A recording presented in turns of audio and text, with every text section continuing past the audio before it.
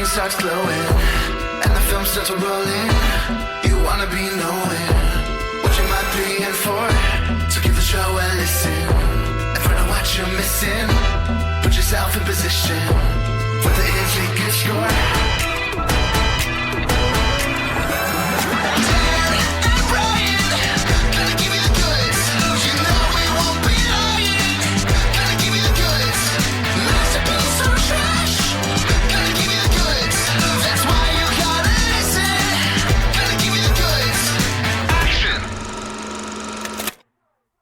Hi, everyone, and welcome to The Goods, a film podcast. This is episode 190. We're just a stone's throw from the bicentennial. How you doing, Dan? I'm doing pretty well, Brian. It's the start of Thanksgiving week as we record this. The listener's probably hearing it in December, but I'm looking forward to eating the stuffing this Thursday. Yes, because I'm continuing this week our little mini trend of vaguely titled material films. We had The Substance last time, and now it's The Stuff. I think it's a very appropriate film for Thanksgiving because it's about the mass consumption of food. Mm-hmm. How food is produced, how food is marketed. Also topical with, like, RFK coming in to overhaul, really scrutinize how processed food is mass produced. Well, there was even a rant by a slightly crazy character, or I guess towards a slightly crazy character, about the fluoridization of water and how that's a communist conspiracy. And you basically could have taken what that guy said and put it in RFK's mouth, and people would have been nodding and yeah, okay, this sounds about right. This is what he would say, because that's fluoride in water has been one of his things too.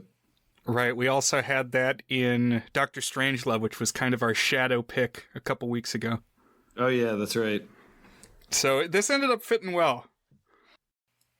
I will say the difference is this is really about I don't know. Maybe we could talk about how this is or is not in the spirit of Thanksgiving, because when I think of Thanksgiving, I think of homemade meals, I think of people bringing the food that they love, that they made, that their moms made, But also everybody kind of eats the same things at Thanksgiving, and this is all about everybody eating the same thing. So I don't know. It could go either way. Yeah, I guess this is if you brought a bucket of KFC to Thanksgiving. What had been your previous awareness of this movie? So I had certainly heard of it in that sort of 80s anarchic practical effects kind of movie. I don't know, just the whole John Carpenter vibe. I don't know exactly what you call it. Yeah, it's kind of in the They Live subgenre. Exactly, yeah. But specifically, this was one of 3 movies that my dear friend Hunter, not Hunter Allen, who we've mentioned as writing reviews and who I correspond with frequently online, but a guy I went to high school and college with named Hunter, who I happened to be catching up with just as we were starting this podcast. And I asked him for any movie recommendations, and he gave me 3, Brian. He told me to go watch 12 Monkeys, which we watched and you really liked, and I liked it too. And Repo Man, which we watched and both of us really liked. And I think you might have liked it even more than me. And now the third one of those is The Stuff. So we've finally completed Hunter's 3 recommended movies. I can go reach out to him now 4 years later and say, hey, you got any more movie recs? I finally got around to the 3 you gave me 48 months ago. Yeah, completed the set. I think that's respectable. We spread them out. We gave each its own due time. And we savored them. So I think I learned about this movie from an installment in James Rolfe's Monster Madness review series, 1 October. He covered this, and it's an eye-catching title, and the little clips that he showed was of whipped cream killing people. So this is the Killer Cool Whip movie. We're not burying the lead. The monster is Cool Whip in a cup, or some kind of ice cream-like substance. Or is the monster capitalism? You know I don't go in for those monster metaphors. What you see is what you get. But no, it is very satirical. What does Jeff Goldblum say in Jurassic Park? You slapped it on a lunchbox and you're selling it. That's right. Controversial take here. Good movie, Jurassic Park. Yes. Man, there's a new John Williams documentary on Disney Plus. I recommend it. And just to hear all that music is good. And it's like, oh yeah, I like that movie. Oh yeah, I like that movie too. It's really incredible, his career. I mean, he's got to be up there for like just formative movie people. I'm sure the documentary talks a little bit about it, but like he was influential, but also just like shaped the sounds of so many movies that we loved, you know? One thing I thought was kind of funny is that I didn't realize quite how old he is. He's like 20 years older than Spielberg, so he thinks of Spielberg as like a kid. He's 92. Every morning I wake up afraid to check my phone for fear that there will be a headline that John Williams has died. It'll be a sad day. But he's still working. Yeah, he's so prolific. He did Dial of Destiny. Yeah. I hope that's not his last movie. Because, I mean, his contribution to it was fine. I feel like they definitely recycled some stuff, which they hadn't really done in the previous Indiana Joneses. Well, is that his most recent work? Let's see what his most recent work is. John Williams. Sort by newest first. It is his most recent one. Well, go out there and do one more, John Williams. Oh, wait, he did Fabelmans, which I guess came before Indiana Jones. Fabelmans feels like it could have been a proper capper. Not necessarily because the score itself was particularly memorable. Was it nominated? It feels like they might have tossed it a nomination. It's the kind of thing that would happen. But that's just a movie about reflecting on your long journey to making stuff. So, you know, it could have been a good farewell. But, you know, Indiana Jones too, even though not our favorite of the series. But you're right, that is kind of what it was about. Yeah. But we're talking the stuff today. The Stuff from 1985. I do like that title. How does that title compare to The Thing? Or The Substance. I guess it's more in line with The Thing. It feels, well, I guess they're all pretty much, they tell you it's about something. I guess, yeah. Yeah. I really like the product design in this film. It's so good. The logos, and what really makes it is the little commercials, but we'll talk about it. Yeah, I saw this reviewed in Monster Madness, and then it's been like a long time back burner spooky season pick for me. I've never quite gotten to it, but now we're kind of stretching October beyond its limits, just because I thought, what better opportunity than to follow up The Substance with this one? The Substance also, I mean, beyond its vague matter-related title, evokes the 80s a lot. We had like that workout show and just the color scheme, the emphasis on LA felt like the 80s to me. And now this is an 80s steeped product that actually originated in the 80s. This kind of commenting on the 80s. It was directed by Larry Cohen. I haven't watched anything else from him, I don't think. No, I was looking up this director just a minute ago as we were booting everything up here, and he made a bunch of weird movies that I've like vaguely heard of and seem kind of interesting, but he's not someone you hear people talking about. Like, oh, you got to go see those Larry Cohen movies. But I don't know. Maybe his name should be a little more prominent when people look back on this stuff, because there's some interesting ideas and production in this movie, and it makes me wonder how he would apply it to some of these other concepts. There's one called Q, which is kind of a dragon movie from what I know. Yeah, it's got some claymation monsters. And then I was looking through his filmography. There's a bunch of interesting looking ones, but one that caught my eye is called Special Effects from 1984. It's like a movie about making movies with like a murder in it and somebody trying to hide a murder by making a movie, or I don't quite know exactly, but it looked pretty interesting. And he wrote the stuff as well, and he definitely wrote a couple of the others. So he is like I don't know if you'd call him an auteur, but he's doing his own stories. It's his own thing. That's great. The stuff certainly seems like a vision. It's got a message, as you said, and we'll talk how effective it is when we get to our rating, or how so-called good. But when it kicks off, it does not beat around the bush at all. The opening shot of this film is a guy working in like a quarry, I guess, a big rock pit. And this white stuff comes bubbling out of the ground.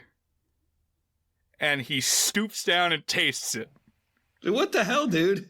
You see like a throbbing fungus on the ground, and your first instinct is to stick it in your mouth? I think the very first line is, "What's that? Tastes pretty good." What do you think it tastes like, Brian? Yeah, I wanted to talk about that. So, have you had Fluffernutter? Yeah. No, Fluffernutter is when you combine it with peanut butter. Right, so it's marshmallow fluff with peanut butter, yeah. So I think it tastes like marshmallow fluff, but with the coldness of Cool Whip. Okay. Is that pretty much where you landed, or what were your thoughts? I guess so. It looks like sour cream or something like that. It does really not... Just being a white, bland globule is not appetizing to me. But I don't know. Maybe that's part of the point. Like, why are people eating this nondescript nothing? Yeah, it could be like lard, like Oreo cream. Yeah. Yogurt, almost. Yeah, they compare it to yogurt a couple times in the movie. But I think it's got to be... I guess yogurt's pretty sweet. That's probably got lots of sugar in it. Everything's got sugar in it. But they say it's like digging into the ice cream business, and it's very much framed as like a dessert product. Because these workers in the mine or quarry or wherever this is, immediately they say, "We could sell this stuff. There's a bunch of it." And smash cut then to suddenly it's on store shelves everywhere. No beating around the bush on this intro. No. I like that. This movie's only 86 minutes long. Get us right to the stuff. This is a movie about stuff. It's not about anything else. Stuff. It's not about talking about, is there going to be stuff? Oh boy, wouldn't it be cool if there... No, there's stuff. Stuff is there. There's this young boy, like, I don't know, 10 or 11 years old, and he's suspicious of the stuff. He opens his fridge one night, and the stuff is crawling around in there. It's outside of its little paper cup. But his family is on board with the stuff. They will not take anti-stuff guff. They will brook no disagreement or intolerance of stuff. So what I was thinking of, Dan, was Troll 2. Oh, yeah, absolutely. This whole household where, like, they're bullying the kid and they're not functioning the way that you would actually expect a family to function, but it's still, like, a sort of generic TV commercial ready suburban family. Right, and specifically that the son has to try to get the family not to eat something where, like, the whole community is telling them to eat the thing. Oh, wow, you're right. It's like, you're right, from a plot perspective, it is quite like that, isn't it? Yeah. And I see a whole lot of Troll franchise synergy with this film, which is bizarre. But this movie, in fairness, came first. This was 1985. Troll 1 was 1986, so the very next year. And then Troll 2 was 1990. But I wonder if perhaps this was an inspiration. I feel like Troll 2 would have been better titled The Stuff 2. You know, there's more in connection. This kid whose name is Jason, has a Return of the Jedi shower curtain. And I love this shower curtain. I wonder if you could still find one on eBay. Oh, like $1,000 collectible. You gotta have the true 80s experience. There's a scene pretty early of Jason going to a grocery store and just smashing up whole displays of the stuff. Jason's like, if the stuff has 1 million haters, I'm one of them. If it has 1,000 haters, I'm one of them. If I have one hater, it's me.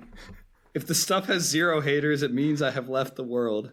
If the world's against the stuff, I am with the world. If the world is for the stuff, I am against the world.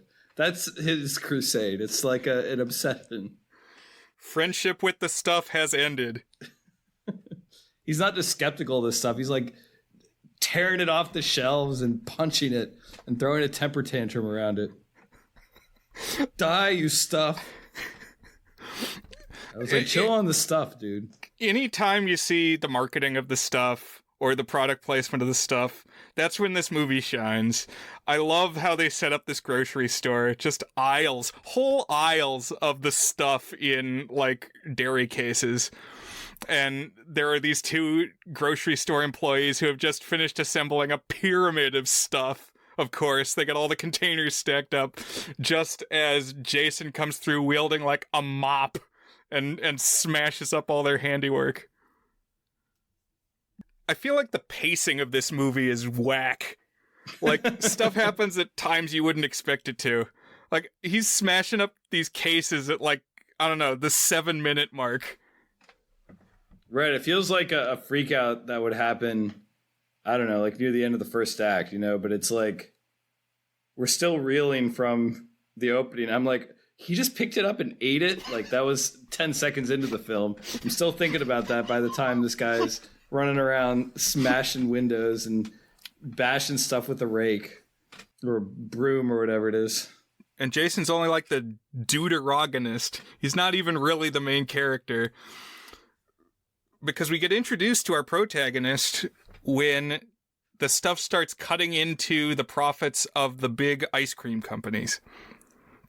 So the ice cream executives hire this guy that they describe as a corporate saboteur.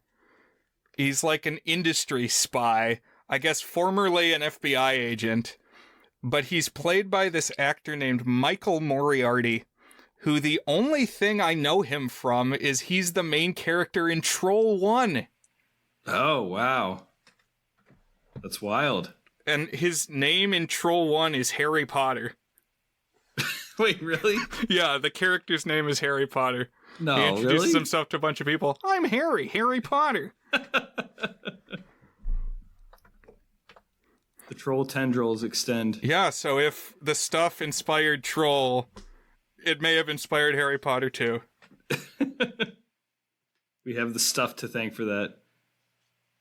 30 years later, it would be Harry Potter books that would be getting the same treatment as the stuff. That's right, on all the shelves. Your family disowning you if you don't read it. This character is named Mo Rutherford. And they sick him on the stuff. They're like, find out about the stuff. How is it made? Where does it come from? What is its secret? Except we already know all those things. Exactly. It was from the first 15 seconds they explained that at the movie. Everything about this is fascinating and weird and kind of great. First of all, like, you describe this character and you're like, oh, that's the villain of the movie. He's a former FBI agent who's now like in the corporate world and does big conspiracies to take down companies and stuff. This guy's the good guy. I don't know. And like, I also like this image of big ice cream. They're like mobsters in The Godfather all getting together to conspire about how they're going to manipulate the industry, except they're like the heads of the dessert companies. It's pretty funny. And there's this whole weird beat where the way that he convinces them to hire him is like, it turns out that he's already bugged one of the ice cream executives. But did he just like preemptively plant that microphone on the guy. He's like, oh, I know what you said because look right here. And he pulls out of his pocket. It was already a bug on one of the executives. So I was just like, this is kind of wacky right here. His whole energy is weird. The way that he delivers stuff, I'm telling you, if you just watch certain clips of this, you'd be completely convinced he's the villain. He's just a strange character. My impression is like he just rolled out of bed and like he's just going with the flow. He's like, oh, we're doing the stuff today. It's not exactly the same energy, but it made me think a little bit of Halloween 3, because that also has a corporate conspiracy element to it that's just utter nonsense. And a guy who looks like he just rolled right out of bed as the protagonist. There it's Tom Atkins. I wrote Halloween 3 like 10 times in these episode notes. Oh, really? Yes. There's a lot of Halloween 3 here. I think that was 1982. But yeah, this is like if Halloween 3 had opened with the scene where they're testing the silver shamrock masks, or if Soylent Green opened with people going through the grinder. Because we saw what the stuff is. We saw that it comes up out of the ground. And yeah, that it's some like mineral or something, some byproduct of the earth. I guess we don't quite know what the stuff does yet, though. I didn't mind that we knew it was sinister, that it came from the earth. You're right. The fact that it's treated like a mystery is kind of odd, but I do think you're right that like we don't know the full extent of its power. We know that it comes from a place where it's kind of weird because like it's actually from Earth, but everybody's like, oh, it's this corporate produced thing. You know, it's just made by a company. It's okay. But they're like, no, it actually comes from the earth. I feel like that's the opposite of what people normally say, you know, when they're talking about products you get on the shelves. But, oh, like that's all natural. Well, no, it's not. It just comes from a factory somewhere. I don't know. Yeah, it's interesting. There's some mixed messaging in this movie, I think. As far as, yeah, who's the good guy, who's the bad guy. It's not always what you would think. And I guess we want to learn about that middle chapter that we haven't seen yet, because we saw they excavated the stuff and then immediately it's everywhere. And kind of what they ask him to find out is, well, who's pushing this? Who's actually selling it? Tell us about the corporate structure. And so soon he's out in the world questioning anybody he can find connected to the stuff. Including he meets up with this woman named Nicole who's in charge of the marketing campaign for the stuff. So we get to see commercials in production for the stuff, and this is my favorite part. Anytime it cuts to one of these commercials, because it's got like a little jingle, the color scheme for the stuff, it's like a pink stripe, an orange stripe, a purple stripe, and the big white fluffy letters, the stuff. Yeah, it made me think of whenever products like Doritos or Coca-Cola or whatever do like a vintage thing, and it's got like the cursive script and like the bright blocks of colors. It's got that energy to it. The jingle is like, here it comes now, a great new taste sensation, wild and free now, a whole new elevation, enough is never enough, enough is never enough of the stuff. I want to have like a clean rip of the jingle, but I have not been able to find it. I've just found the two scenes where a commercial plays. Actually, related to that, I cannot find a clean rip of the version of Pump It Up from The Substance. Oh, man. Like, they don't have it in isolation. There's like, that version that's in the movie is a special version of the original. So I hope, listeners, that in the weeks to come we can find both of those things. If you can help, please do your part. Join our Discord. You can find it at thegoodsfilmpodcast.com. But so he meets up with this ad woman. He flirts with her, initially poses as like an oil tycoon interested in hiring her. But really he's forming this kind of anti-stuff cabal, this stuff resistance. Well, he flirts with her for like 7 seconds, and then she's like jumping into his arms. And also, like, I don't know, if you're going to go for a group of anti-stuffers, I feel like starting with the lead advertising executive maybe wasn't the way to go. I mean, I get that she's going to have like ins on it, but her whole thing is trying to convince people to eat it. It's kind of an odd person to try and take down. You're absolutely right. He got really lucky that she is not a stuffed zombie. Because as we soon learn, there are stuffed zombies. He starts meeting with these other people, and like they're intentionally keeping things close to the vest. They're keeping secrets. They're not telling him everything. And so he's got to snoop around. Like he finds this distributor guy who's being very mum. And he also runs into another fast food tycoon who's doing his own research and questioning the stuff industrial complex. This guy is Chocolate Chip Charlie, who had a cookie company, and he is also feeling the bite of the stuff success. Did you know who this guy was based on, Dan? No, who, Brian? All right, so this is a stand-in for Famous Amos, who is a real person. You've probably seen the brand on the cookie bags. A real guy, an African-American businessman. And one of the stories my dad likes to tell is at some point he met Famous Amos. Oh, he died just a couple months ago. So just like Mars Attacks had a Colin Powell analog, here we've got a Wally Amos analog in Chocolate Chip Charlie. And he joins this little triumvirate of anti-stuffers. They follow after this mysterious stuff distributor, and I think he like gets attacked by his dog, or something happens that he gets incapacitated, and the stuff vacates the premises, as Charlie says. It like leaves his body, which leaves him a distended husk. Yeah, there's the scene that I really liked where he's going and he's interrogating a FDA guy. And yeah, this is where there's like the dog.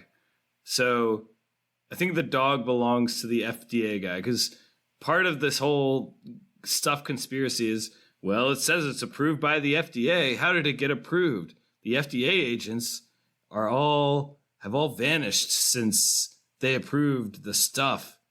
But there's one guy who's still around. So he goes and he talks to him, and he's got this big Great Dane. And he's like, well, he's just a puppy, but he eats well. That's why he's so big, or something like that. And at one point, the FDA guy steps away, and this Moriarty character is kind of wandering around the house while the FDA guy is out, and he sticks his head in like a kitchen or dining room or something, and it's framed like you're going to get a jump scare of the actual stuff, and it's just like a stacked pyramid of stuff containers, but it's treated like a jump scare, and I thought this was a great moment. And that happens like 3 times in the movie, that somebody opens the door and it's like, oh, wait, the stuff, what do they say on The Simpsons? Those egg council creeps got to you too. But it's the stuff council creeps. But yeah, then we start to see like what actually happens if you're someone who eats the stuff. Because like the Great Dane, I don't know, how would we describe it? It's like he's barfing up shaving cream. You'll see shaving cream comes in. But like this, whatever the stuff is, it regurgitates out of him, except now it's like multiplied and it's more sentient. And it like kind of, makes your face fold in backwards, like your jaw overextends. Kind of like the ghosts that you only see in some of the adaptations of A Christmas Carol. Yeah, or Slimer on Ghostbusters or something. Yeah, so Mo and Charlie go running. They're like running through the town away from this secret of the stuff, and people are chasing after them, and Charlie is into like kung fu fighting. So he karate chops a guy and he like falls apart and just stuff sprays out like silly string. Either he's really good at karate chops or like stuff makes your bones and joints and skin less powerful, because he gives him like one sock on the jaw and his jaw comes flying off. Yeah, really, you lose your structural integrity once you're hooked on the stuff. So, yeah, some body horror here, I guess. It's messy, it's funny, and again, it's like earlier than I would expect people to be getting punched and falling apart. The next thing they do is track down Jason because they find like a newspaper clipping that says, "Boy destroys grocery store display." And they're like, oh, this kid hates this stuff. Gotta get him on our team. And they go and scoop him up because Jason has been having trouble continuing to fool his parents because they are hardcore stuff cultists. And they're like, you gotta eat some stuff now, dude. You can't keep putting it off. Eat the stuff. What reporter would write that news article, by the way? Oh, wow, you're telling me a kid caused mischief in a store? Stop the presses, guys. We got our A1 right here. Slow day. And how did it get on this guy's radar? I don't know. Did we see him read the newspaper article? I mean, if everybody loves the stuff and suddenly there's this anti-stuff crusader, maybe it would be newsworthy. I guess we've learned that from the internet. Being a hater is a good way to get clicks. I do want to know how widespread the stuffed zombie phenomenon is, because it's kind of unclear. That's a good point. They talk about early, like, oh, they're going to go national. So maybe they haven't gone national yet, so it's kind of just like a regional thing. You know, like Cincinnati chili, but it's the stuff. When Mo, the corporate spy, picks up the kid has just been eating shaving cream to fool his family. To be like, yep, I'm eating the stuff. I love the stuff. And he climbs into the spy's car and immediately throws up. He's like, sorry, I've been eating shaving cream. And the guy says, oh, it's okay. Everybody's got to eat shaving cream sometime. This was my biggest laugh of the movie. You think he's going to give like some sage wisdom, like, we all must face tough challenges in this time. But no, it's, we all got to eat shaving cream every now and again. I can't say that life advice has ever applied to me. It reminds me of a similar good Simpsons gag when, I don't even remember what the context is. Mo gets shot at one point and he says something like, yeah, it's like my dad always said, you always get shot sometime. And then it moves on. And I don't know. Just like such a very specific thing to say. It's like a chestnut of wisdom. What did my dad tell me on my wedding day? If you go back in a time machine, don't touch anything. Yes, that's another one. Through Nicole's connection to the ad campaign, they're all able to infiltrate the factory where the stuff is made. She's just like, oh yeah, we want to make a commercial here. And we want to talk to all of you secretive factory workers. And they're like, okay. And this act of the story is what really had me thinking of Halloween 3. Mm-hmm. The factory looks very similar. You know, everybody's in those like white jumpsuits and hard hats. Also, we talked about in Luck of the Irish that there was a lot of similarity to Halloween 3 because they go and they tour the factory and it's like all Irish guys and it's like a secretive front. And in that case, everybody, I guess, was leprechauns, not pagans or whatever they were in Halloween 3. People who want to use shards of Stonehenge to melt your face. No great Irish conspiracy in this one. Yeah, here, I don't know that anybody's Irish, but they're peering behind the curtain of the stuff operation. And the whole thing with Jason, when they get here, there might have been a line that my brain didn't process, but like they have Jason and then immediately they're off doing this investigation at the factory. but like they don't seem to realize that, oh, Jason's not here. Jason should be here, but he's not here. Did he like sneak onto the plane, or was he supposed to be there and they just kind of forgot about him? Honestly, I was really like distracted watching this part. Pretty soon things were blowing up. Jason was like trapped in a truck at one point. Exactly. He's there for like a day and a half. It's like, how did nobody notice that he was gone? Yeah, he's like inside the tank of a tanker truck. And I don't even remember, how he got there.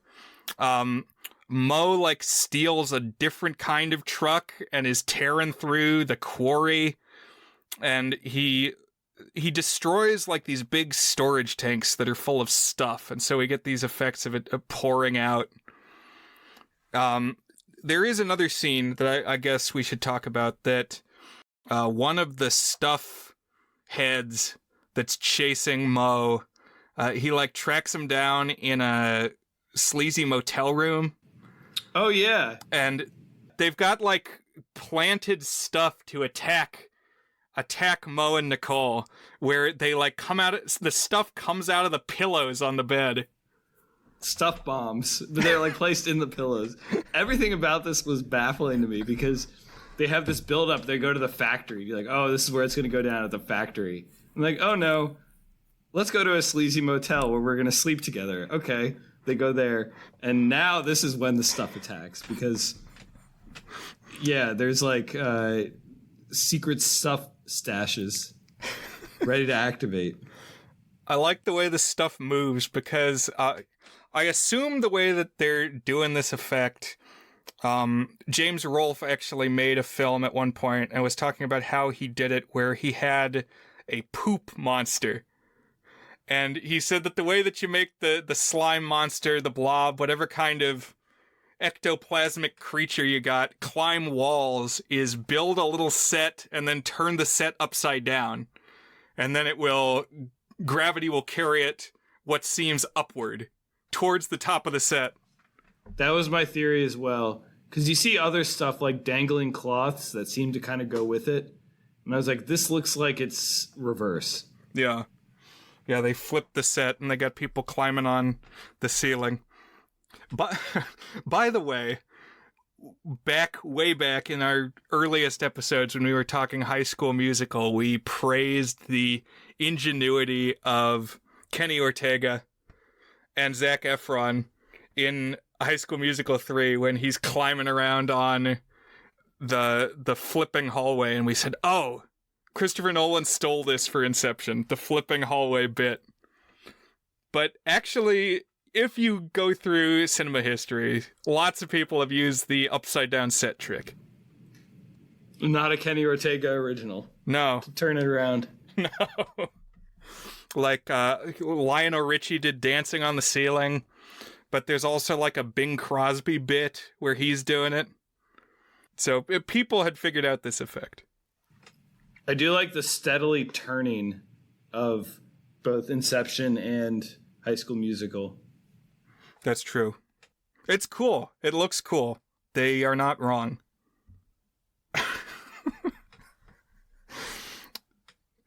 Are you gonna sleep comfortably tonight, Dan? Or are you gonna be checking your pillows for stuff? Poking it, seeing what's in there. Is this the appropriate amount of fluffiness, or is there actually marshmallow filler in here? How did they not notice it right away, I guess? Maybe it was a waterbed or something. They were used to it having a strange consistency. But anyway, they're at this factory, and they start tearing shit up. Yeah, they go back to the factory. Destroying the tanks. There's like a whole lake of the stuff, and they blow it up, so they are like fist pumping. Yes, we did it! The stuff is out of commission. So I guess the stuff is flammable, or at least like it kind of dies or resists when you light it on fire. Because they like burn it off of his face when he's in the motel. And then they like, that's their plan whenever they encounter big chunks of it. They're like, we got to burn it. Yeah, that does seem to be the weakness, I guess. But it's not like super flammable. Because they always have to pour some sort of like fire starter on it too. It's not like you can just drop a match on it and it lights up. So they have ostensibly eliminated the natural source of the stuff, but that's not enough. They got to get it taken off the shelves, just like Halloween 3's got to get it taken off the air. So they need some way to reach all the places that it's been distributed to. And the solution they find is they recruit this militia commander who hasn't been in the movie until now. And he's like a racist dude, you know, end of the world type. And he's like, oh yeah, I'll help you. And he's played by Paulie from Goodfellas. Yeah, Paul Sorvino. But this guy has like militia troops who can storm the broadcast facilities, and he's got his own like radio transmitter. So he's able to help them put out the message that, hey, everybody, this stuff is bad, actually. So Alex Jones is saving the world here, I guess. I thought of Alex Jones, too. I was like, the sort of crazy guy who believes in the conspiracy theories and is kind of unpleasant and angry, and everybody listens to him for his crazy conspiracy theories, or at least the crazies do. The stuff is turning the frickin' frogs gay. And he's got a radio station to get his message out there. Yeah. Didn't The Onion just buy Alex Jones's radio brand? That's right. They purchased InfoWars, so we'll have to see how that all shakes out. I mean, he had been hit with... He had to pay like $1 billion or something, so something's got to give when you're in that level of debt. But this radio broadcast works. Cue everybody in the country smashing and burning their stashes of the stuff. I thought it was kind of funny, like, in my opinion, I thought they had already been just taken over, like their minds had been stuffified. Right, because we see a lot of people who are stuff zombies already, and it just seems like it's everywhere, you know, like it's already gotten into the brains of people. But I guess there's enough folks who it's just enough to see a Counterpoint commercial, be like, oh, have we considered not eating the stuff? And there's a lot of strange beats that kind of lead up to this radio broadcast. One is the famous Amos guy comes back, and he successfully convinces everyone that he's like, yeah, we're going to defeat the stuff. And then he starts talking about how, oh man, those people who have the stuff in them, they're crazy.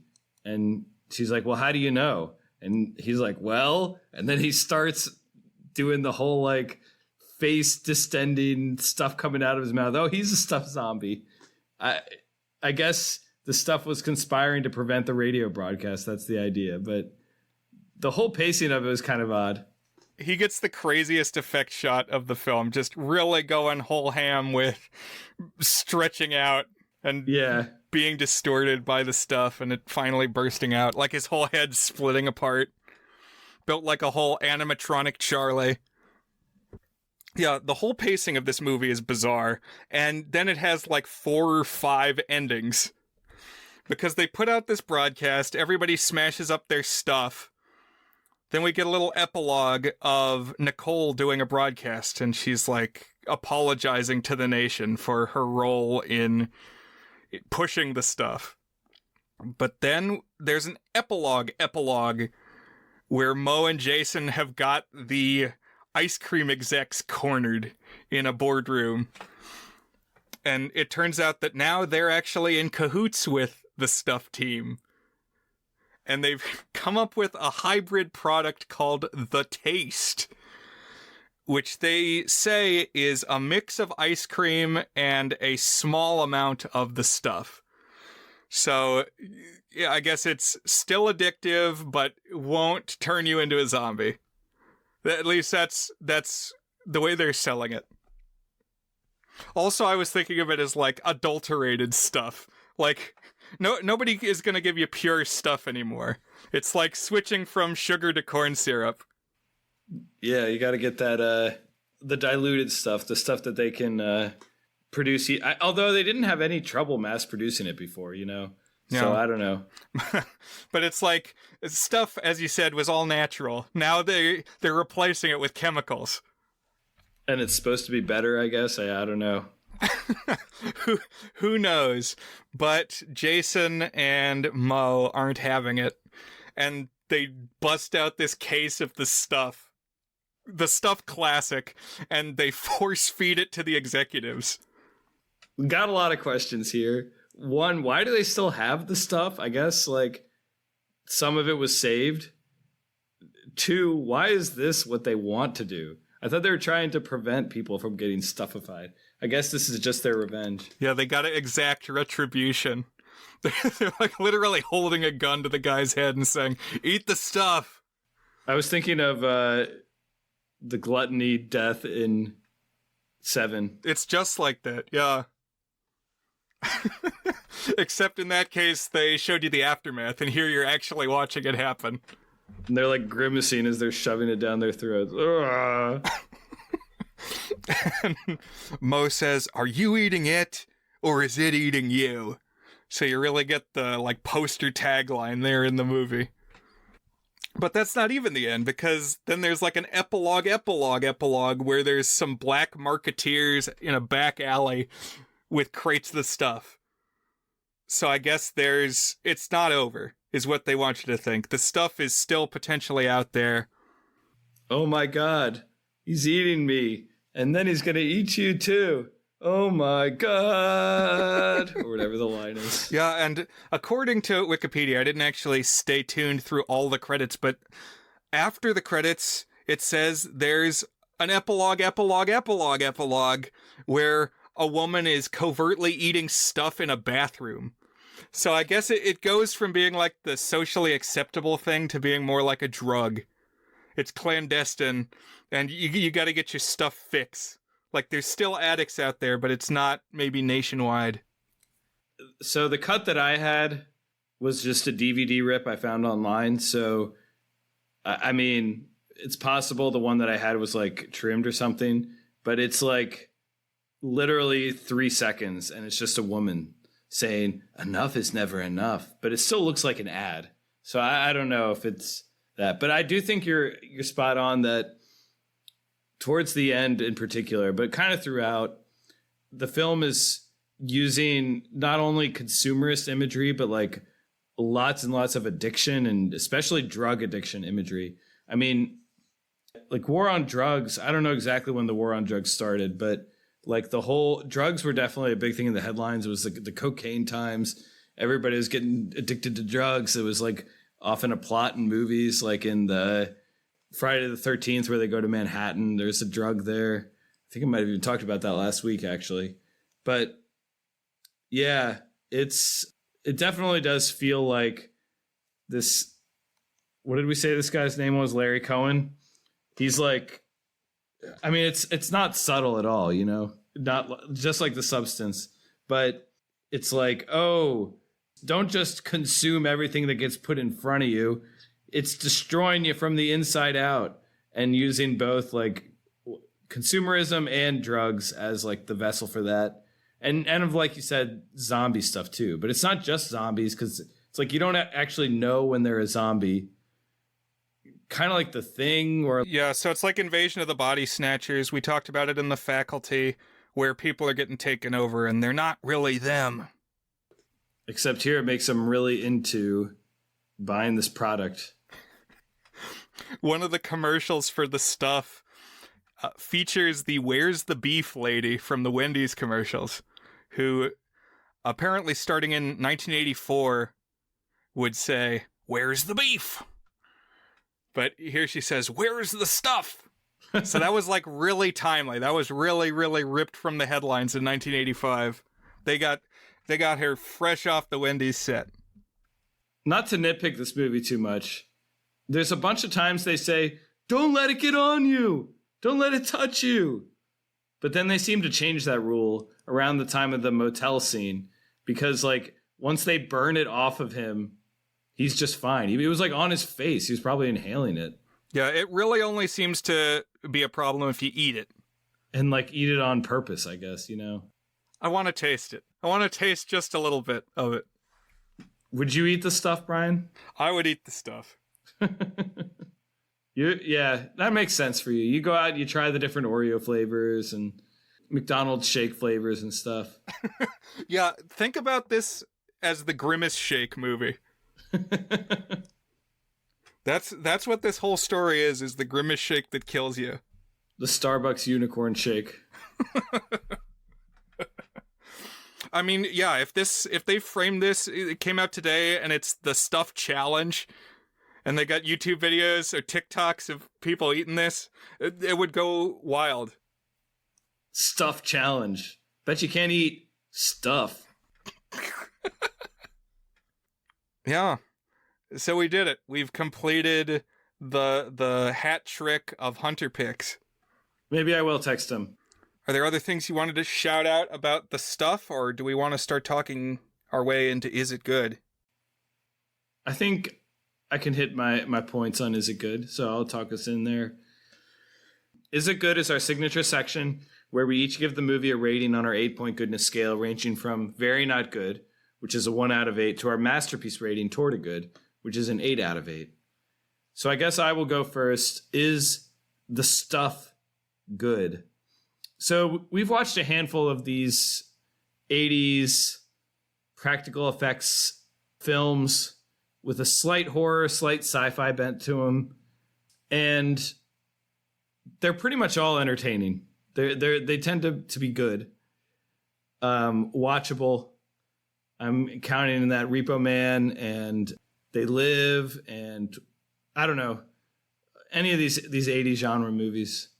And I would put this one kind of on the weaker end just because of some of its weirdness and its pacing, and like it just kind of just feels sort of out there all the time. Like you never quite know where it's going to go. It's not a especially coherent film, even though it's all centered around this stuff addiction. But I still liked it. I gave They Live a good, which in retrospect probably deserved at least a very good. If I ever watch that again, I think I'll probably officially bump that one up. I'm guessing. I think I'm going to give this one a high-end good, a 5 out of 8 on our Is It Good scale. There's just something about how they made movies that you don't anymore. It's a good lighting. The production's really good, you're right. Especially on like the product design and the commercial design. But the whole movie just looks kind of nice. And it kind of flows, and it's got like a appealing physicality to it, and the goopy white stuff is just interesting to watch, and it's nice. There's no CGI, like it all is just very tactile. I can imagine what it feels like when you grab it and when it touches you, and just lots of like, I don't know, like the old video and radio equipment when they're in the radio station, and like the old products and stuff. It's just got some fun stuff to it. So and like they say, everybody's got to eat shaving cream sometime. So, good 5 out of 8 for me on the stuff. What about you, Brian? Awesome. I'm in pretty much the same boat, agreeing with everything you're saying. I love 80s practical effects movies. People exploding and goop everywhere, and you know that it was all made by somebody. But as such, I also have a discerning palate when it comes to movies like that. There are plenty of good ones we haven't covered yet. Think Reanimator or Frankenhooker. There's a lot of strong entries in that subgenre, so I'm not just going to take any old thing. This movie is kind of meandering. The pacing is wonky. It's like it hits you with the best stuff really early, and then there's a lot of like wandering around, and you're not always sure where you are or why. And then they beat the stuff like an hour into the movie. All right, stuff's gone, but oh wait, we got to make a radio station announcement. Right. Yeah. Very strange arc. But I mean, I broadly like it. When it's really great is whenever you get one of these commercials. It's got the like menacing narrator that they're not saying anything sinister, but just the soullessness of it is the villain. This like corporate facelessness. Like, try the stuff. It's like the broadcast in Halloween 3. Watch. And that, yeah, the television set is sucking your soul out through your eyes. Just the powers that be are melting your mind. Always a good time when that's going on. But for me, it's going to be like the highest 4 out of 8. Good-ish. There's reasons to recommend it. But for me, it's almost enough just to watch the various ads. Or like watch a supercut of the stuff leaping around and grasping people and bursting people, and I think you'll get the flavor. And I guess the last thing I'll say is I agree with you on the kookiness of it, but I found it also a little bit appealing that it marched to the beat of its own drum. It went places, even though I was like, what am I watching and why? I still also found that a little bit admirable in its own way. I'm glad we watched it. It's been a long time coming. So, Dan, what will we be watching next? This was sort of a Thanksgiving pick. We're heading now into the holiday season. What are you cooking up? Well, I think we're going to have another Thanksgiving-themed selection here. One I've been thinking about picking basically since we started the pod around Thanksgiving.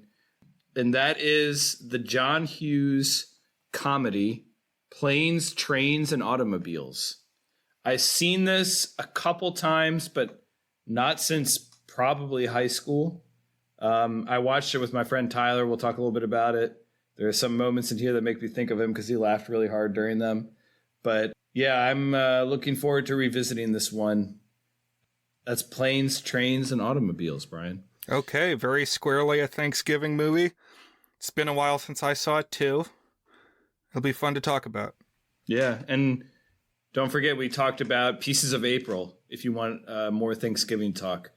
We kind of did it a little off-season because we were doing month, and April is a month name. So I was like, let's just talk about Pieces of April now. And so we did back then. So listeners, you can always go check out that one, too, in case you missed it the first time through and are looking for a little bit more Thanksgiving action. Thanksgiving action. Thanks, everybody, for tuning in. We always love having you here on The Goods. Join our little community, our little cult on Discord. Eat the stuff. Eat something for Thanksgiving. That's right. And join us again. Bye, everyone.